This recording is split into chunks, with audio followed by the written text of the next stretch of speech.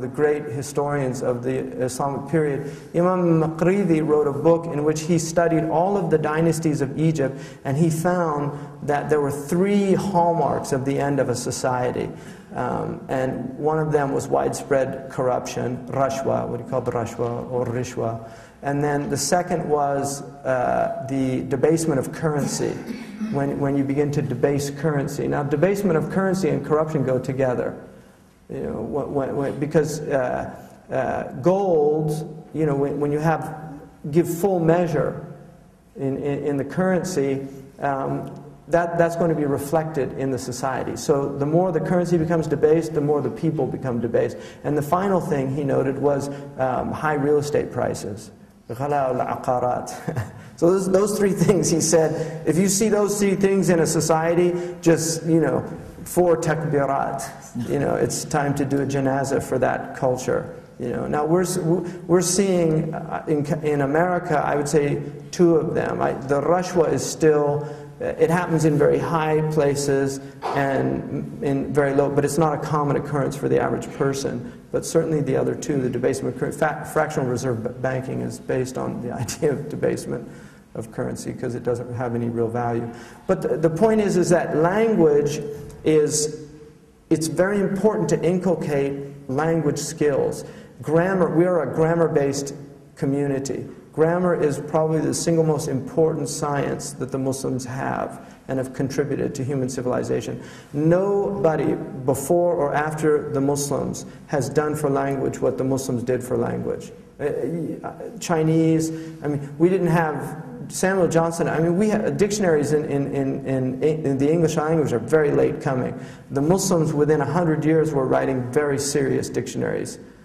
You know, lexicons are extraordinary in the Muslim tradition. The preservation of language. Phonetics, which is a 19th century science in the West. Tajweed is basically phonetics. Points of articulation, the qualities of letters, all these things. We had the concept of sibilance, and this is all our tradition.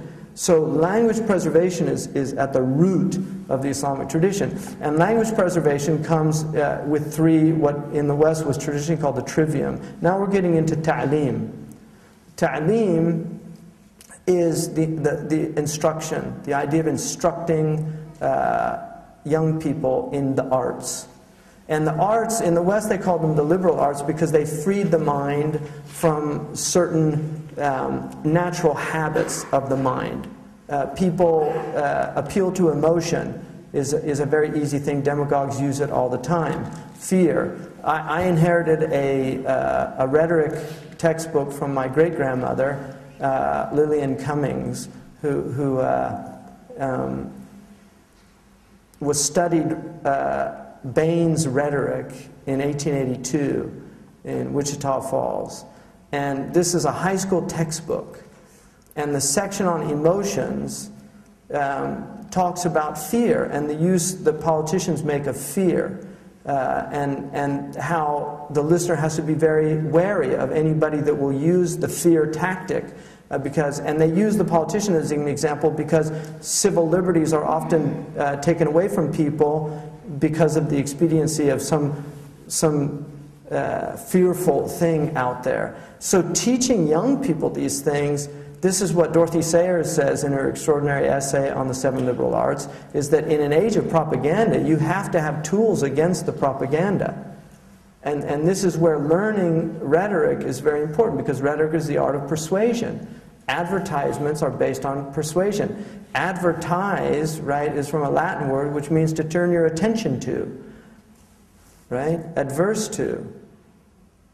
So when you're living in a society where everybody's trying to get your attention and they're using language, they're using images to do that, if you don't have young people that are skilled in interpreting the symbols, I mean, I'll give you one example. The iPod, has anybody noticed that bizarre advertisement campaign by Mac, the iPod? There's a shadow. There's not a person, it's just a shadow. And then there's these, they've got the earplugs in. You know, and I'm just wondering if this is kind of, you know, you have a lot of these very clever people working in that industry, and it's kind of like that's the idea, is reduce these people to pods. You know, the pods where they're just shadow people that don't, there's no substance there. And we've got all these young people plugged into this stuff out there. It's quite frightening. I mean, really, walking around in another world, in a completely different world from us. Constant stimulation, you know, I mean, music is one of those powerful forces, which is why it was a major concern of Plato in the Republic, because of ethos theory and the impact that music has on the emotions and on the self. So that, you know, the idea of